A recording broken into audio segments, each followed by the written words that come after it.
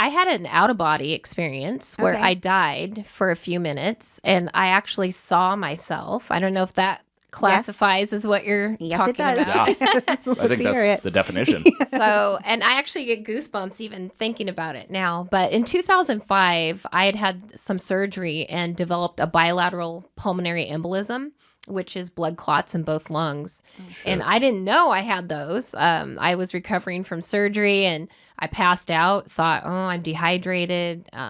Thankfully, I had a friend there helping me, and just couldn't. I passed out again, and I was out. So she called 911. They rushed me to the local trauma center, and I could hear everything going on, even though I was unconscious. In the ambulance, I could hear them, calling out orders and doing all this stuff. And at the hospital, I could see myself in the trauma area, and I heard them say, we have to contact her family, and they're asking my friend, who's her closest family? Well, it was my parents.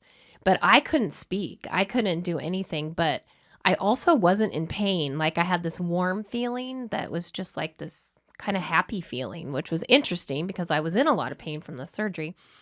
And I could hear them calling my parents and saying, she's probably not going to make it, so don't rush. They live 2 hours away.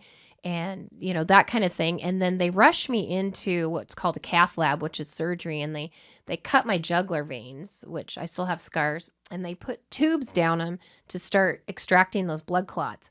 And I could see the blue sheet over my face. I could see myself. I heard everything they were saying, but yet I was unconscious, but I could see myself. And I could feel the tube in my neck. And it was just so interesting, but yet I didn't have any pain. There was no pain. Did you have anxiety? I had nothing. I believe that I wasn't even there because to be able to see myself was crazy. Did you flatline at any point? I know that my blood pressure dropped extremely low, and I had lost a lot of blood because the surgery sites, they had to cut my garments off. I'd had a tummy tuck. And when they cut those garments off, all of those incisions stretched because I was swollen. Wait. Oh, I get it. It's not that they cut you when they were cutting the garments off. It's just that the scars had expanded. And all of my bodily blood went to my lungs. That's where all the clots were. God. And so I could see myself, and it was just crazy because just to hear them, there was 2 people working in there. There were a couple nurses. I could just see it. I saw the blue sheet, the whole thing. And then do you remember a moment of coming out of that? I do. I remember when they had me in ICU and I was coming awake, and the nurse, I could hear her voice. I couldn't see her, but I recognized her voice as the mom of a child that my kids went to school with. And I knew she was an ICU nurse, but I heard her voice and I'm like, oh my gosh, it's Ellen. I can hear her voice.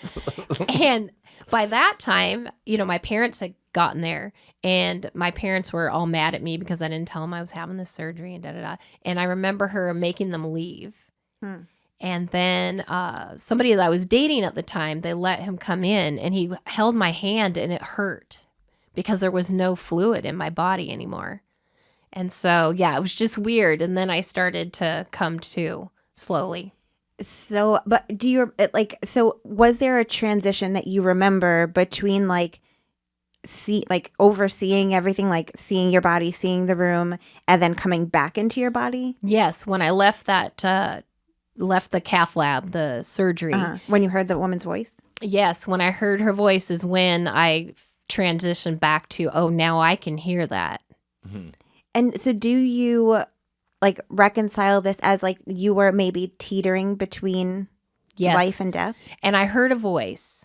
Oh, I get goosebumps. I heard a voice that said, when I was in the cath lab, and just as they were finishing, and it said, your work here is not done. It's too early. Your work here is not done. You have granny porn to make. Well, funny enough, after that whole episode, I actually became a firefighter EMT. No shit. Yeah, and because of I just love the medical stuff, but that's for a whole nother show. You're not squeamish at all? Not at all. Unreal. Not at all. But yeah, and what the work here, I was a single mom, and I had 3 kids, And their dad passed away about 2 years after that. And so that was the work that was done. Because if I'd have gone, and then he'd eventually gone. Do you recognize whatever that voice was that you heard that said your work isn't done? Were you able to identify it as male or female? Male. That's right. That's right. God's a dude. God's a dude.